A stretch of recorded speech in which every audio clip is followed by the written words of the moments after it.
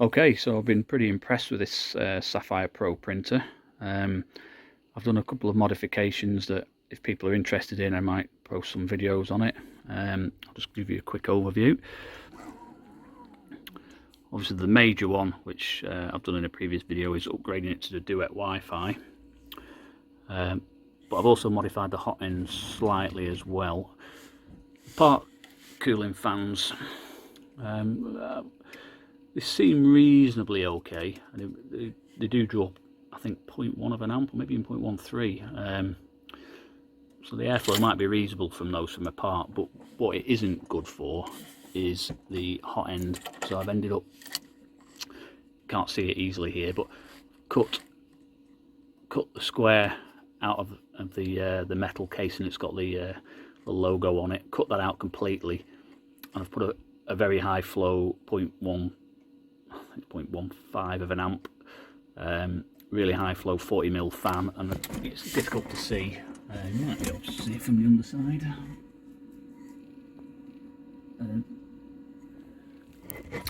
Just a 3D printed ABS duct. Obviously ABS to try and stop it from melting. PLA wouldn't really work. And that, I've not had any issues with heat creep on large prints or anything. I've added a ball screw on there, which makes the Z-axis absolutely silent, none of that horrible whining noise. And the only other thing that I've done is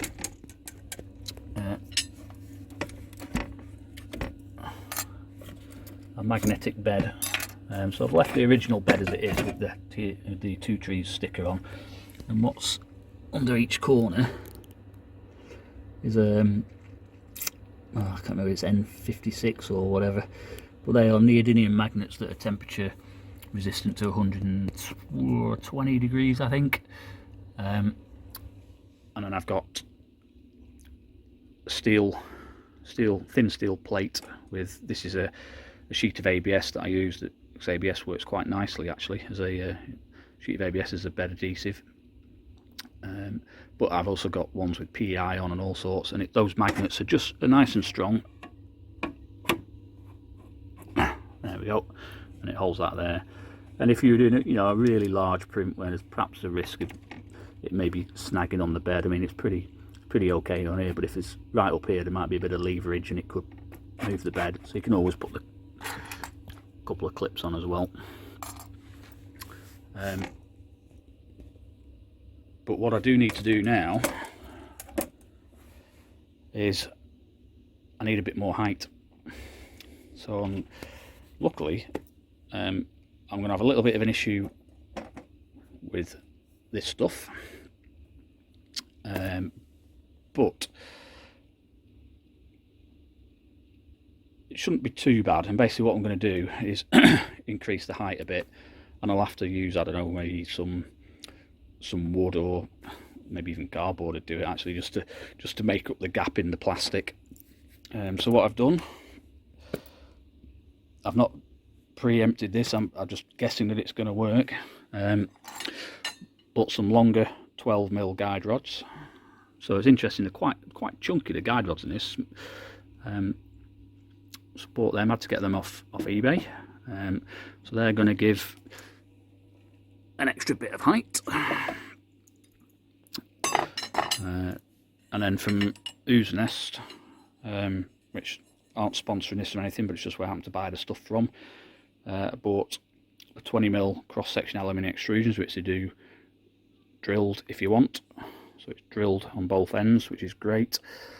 That is going to sit on the four corners there to give the extra height. And I'm thinking there's enough on the wiring on the umbilical that should step it up high enough. And then the only missing bit right now is I've had to, shame I didn't think about I was doing this earlier on, it saved me buying 2 ball screws, but I've had to buy another ball screw that will give me the extra height. And yeah, so it should theoretically be a simple case of unscrewing the 4 corners here, lifting the top piece up, swapping the 4 rods out, and putting these guide rods in, and then replacing the ball screw, and that's it, other than tweaking the Duet to tell it it's a taller printer. So it should be pretty straightforward. The only bit I've noticed is obviously these bits here. There's 2 screws either side. I think, from memory serves, they do actually screw into this aluminium. So yeah, I can't. Yeah, it does. So what I might do is I might just drill through that and try and tap it, or worst case just drill straight through and use a nut and bolt to secure it at the sides. But yeah, so we'll crack on and put that in and see if it works. Okay, so we've got the top off now. Just while we're here, I'll show you there. Cut through the front of the metal, and that guided fanned up to the hot end heatsink. That seems to work. Zoom out a bit. Seems to work really well. Don't have a problem with PLA or anything. Yeah, so top's off, so we can swap these rods, and we need to swap that as well when it turns. I've not got it in yet, it's not coming to post. And these extrusions should be a direct swap. So it's looking good so far, so I'm going to have to take the side case off and pull these things out. Well, actually, no, I don't need to do that, do I? Just do that. Well, that saved me a job. You just slide them out. Alright, so that's one out. So theoretically, they should all just come out. I can't think why they wouldn't. Let's see. So is this just going to lift out? Should do. Yep. 2. What I'm thinking, actually, it might be a bit cheap, but these side holes, you know, give it a, might be a bit overkill.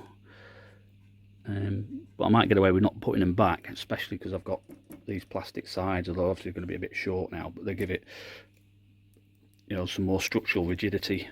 So I might get away with not tapping them. I think I'll try it without to start with. So let's lift this one out. Number 3.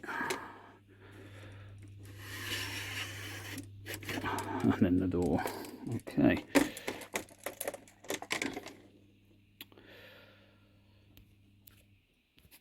So what we should be able to do now is just turn it over and start to take all of these 4 out. What's convenient is these are quite long, these stepper motor cables, so they're more than long enough to cover the extra height, which is a bonus. So we'll turn it over and see if we can swap the 4 things out. Okay, so we've got one in. Perfect. The M5 taps that this comes with, these are M5 by 0.8 threads. That's perfect. That's one in.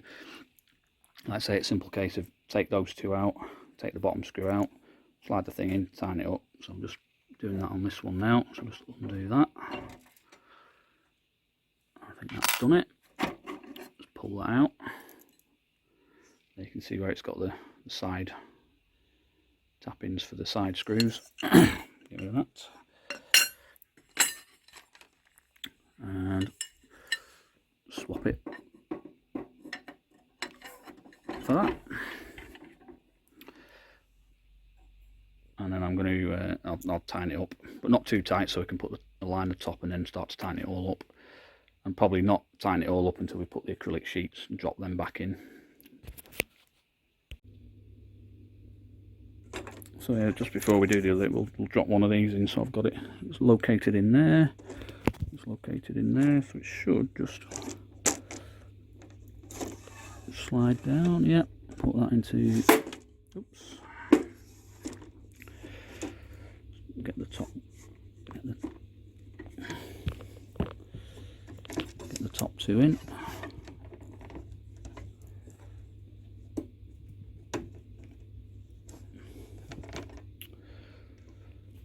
Get that one in.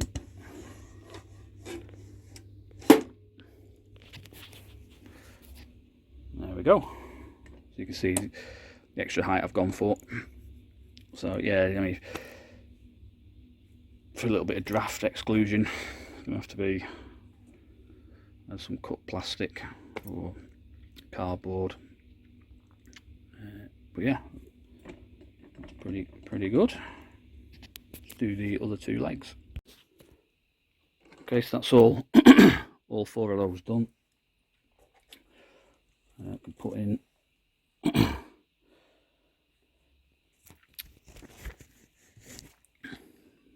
the other side here.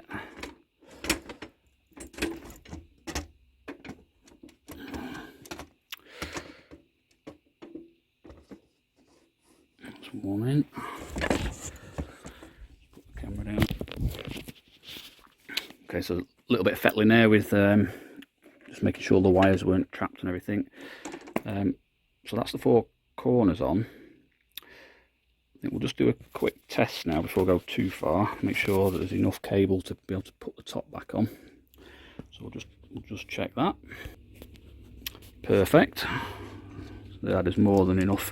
Look, it's almost like the length that they originally gave you was made for it to be a bit taller.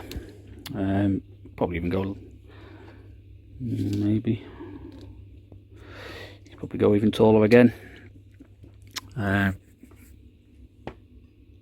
I'll put the specs of the lengths of things I've gone for in here, but I think it's going to give me about an extra 100-ish mil of build height. But yeah, I'll confirm that later. So that's all good. So let's swap the guide rods over. Then we'll have to park it until the longer lead screw turns up. Okay, so we just spun the Z-axis up a bit so I can get the Allen key to here, and that's just a case of pull out that one. You can see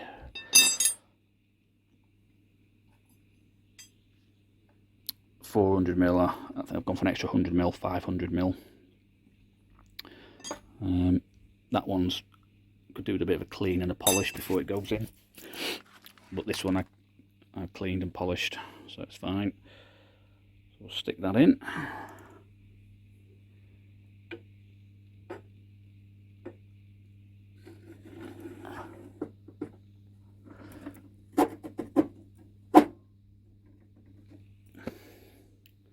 Easy as that. And I'm going to check now that, because I did measure this stuff, but you know, it's easy to get wrong. This should sit on here now and sit inside there with these ones. So we'll just check that. Perfect. Perfect.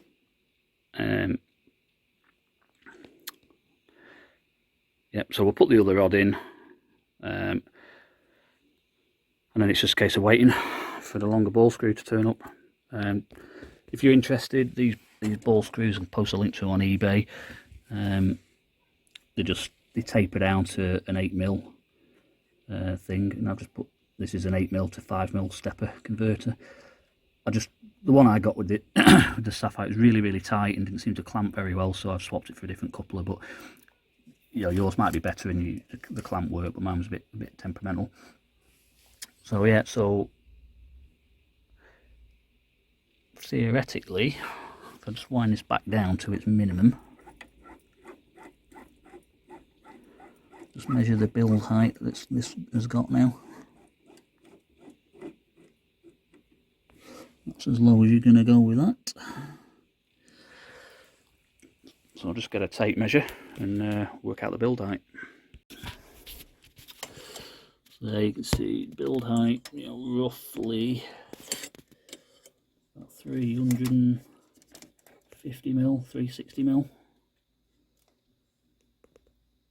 wherever that nozzle is. There's a bit of parallax on it, but yeah, it's around 350 mil. Let's increase it quite a bit. So actually a quick update while we're waiting for the ball screw to turn up. It's actually pretty easy once you've secured the top on and the bottom and tighten these up reasonably tight.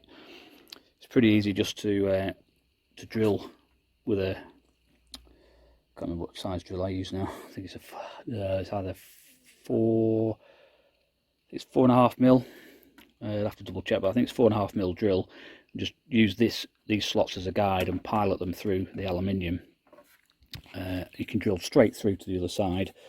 I'll check for any swarf in here later. We don't want it shorting anything out. And then just take an M5 by 0.8 tap, and these are nearly done. That one's done. I'm just about to finish that one off. There we go.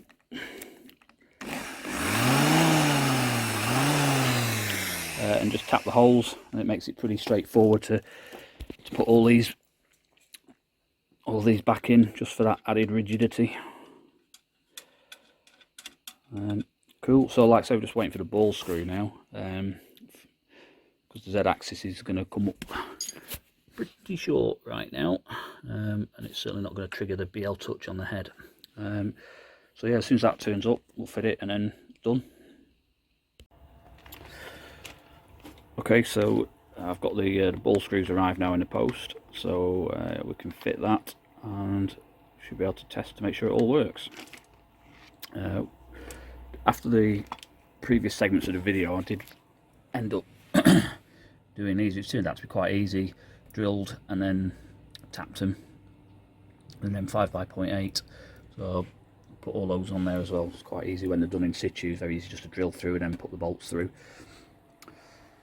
So yeah, so let's take out this shorter ball screw.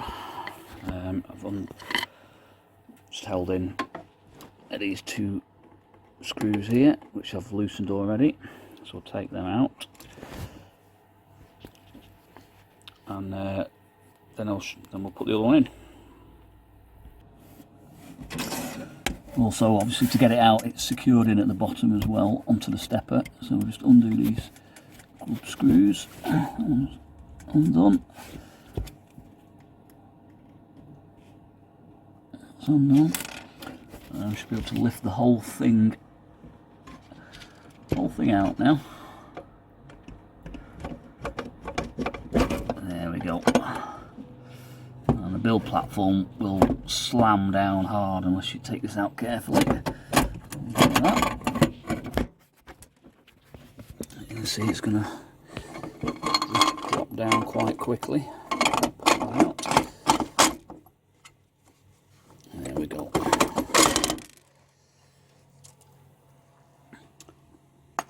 There's a difference in length between the two. So we'll put the other one in and see what's what. Okay, so drop the long one in. Just going to lift the platform up. There we go.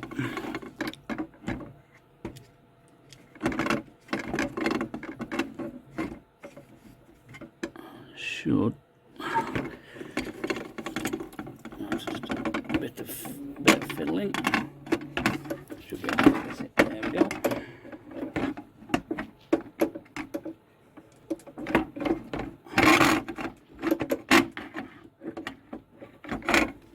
Yeah.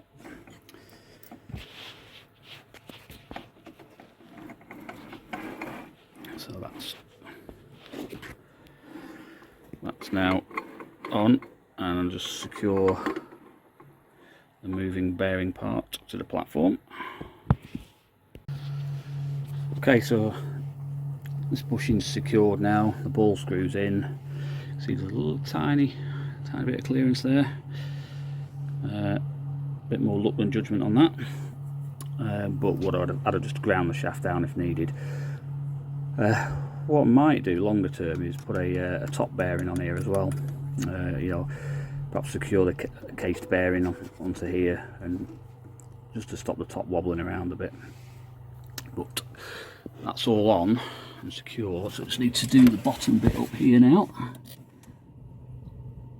and try and do these grub screws up a little bit at a time equally, so that one's completely out. Right, there we go. So this one's starting to bind now, so I'm just going to put quarter turn on that one and spin it round. Put quarter turn on this one. Once it starts to bind, that's there.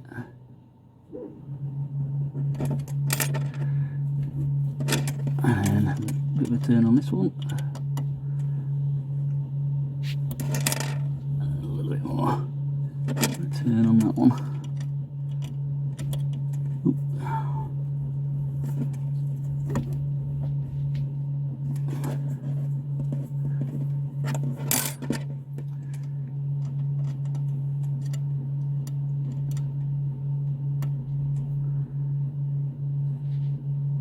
There we go. Let's see if we...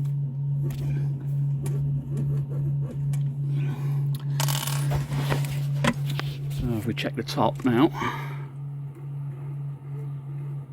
see a little bit of eccentricity on it.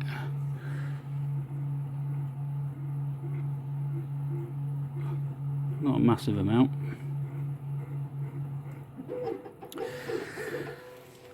So, if we turn this on now, and just wang this down to the bottom.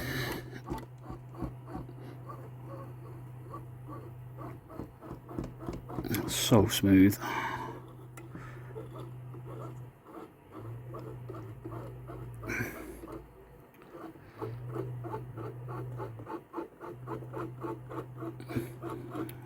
We'll say put it to there. Let's turn this on.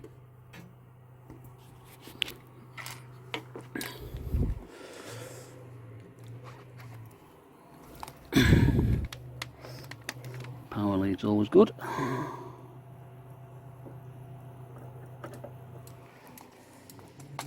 Okay.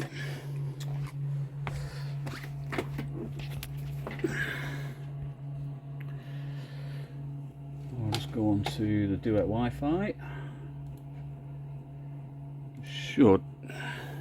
Should be able to home that once it connects.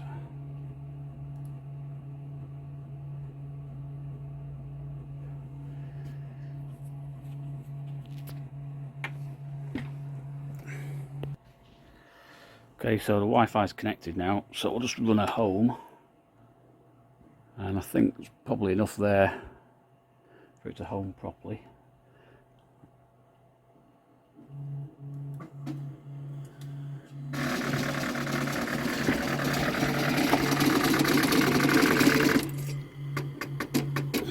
Ah, yes.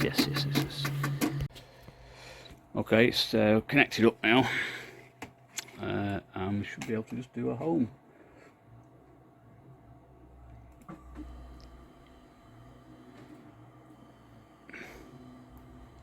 That's Y, X and Y. That's what happens with Z. Excellent.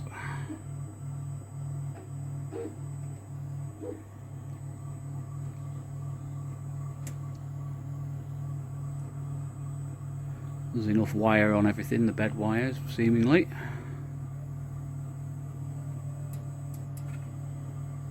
And there we go. If we want to move it, so it's currently at 20. That's 70, 120.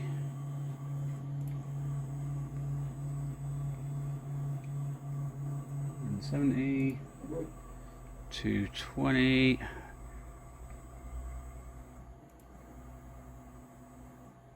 and 238. And now with a quick GUI command to set the Z limit a little bit further. Can't quite remember which one it is. limits. So M208. So cancel that. G-code console.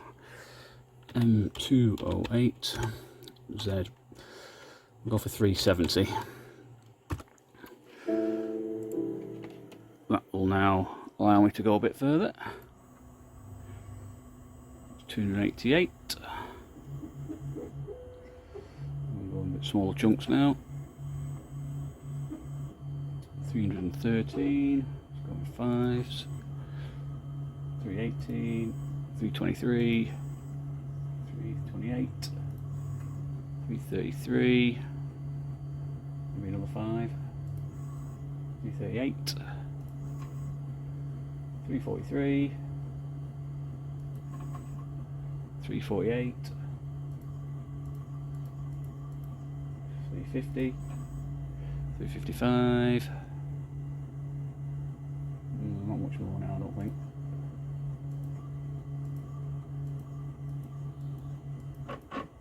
Yeah, there we go.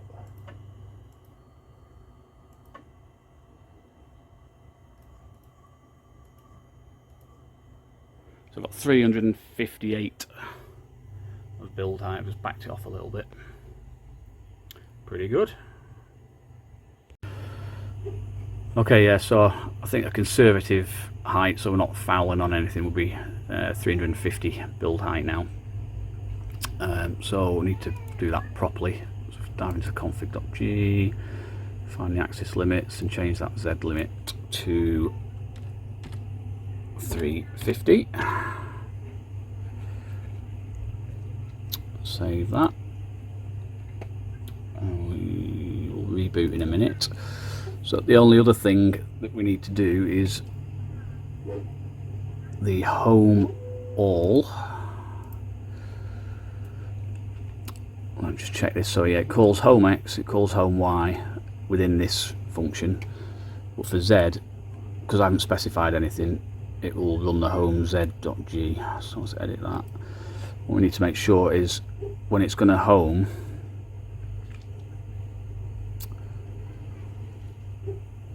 it's going to do it correctly. Deploy absolutely G1.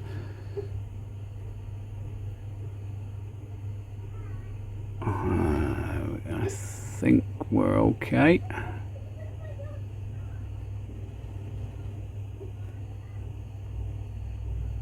Yep. So we'll just do a reset.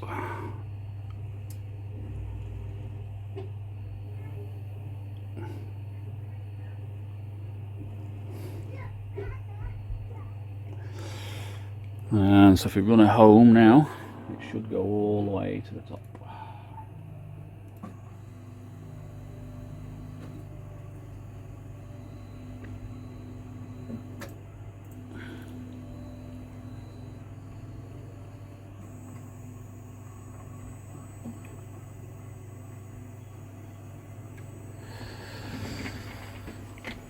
So I can see, the amount of axis wobble at the top. It probably would benefit from a bearing at the top.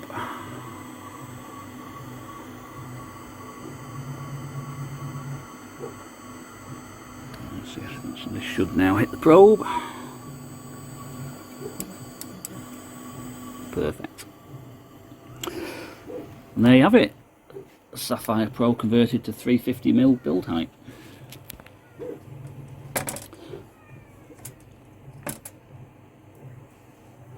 The only other thing I really need to do is either put some acrylic across here, maybe a bit of cardboard would do it, and yeah, all done.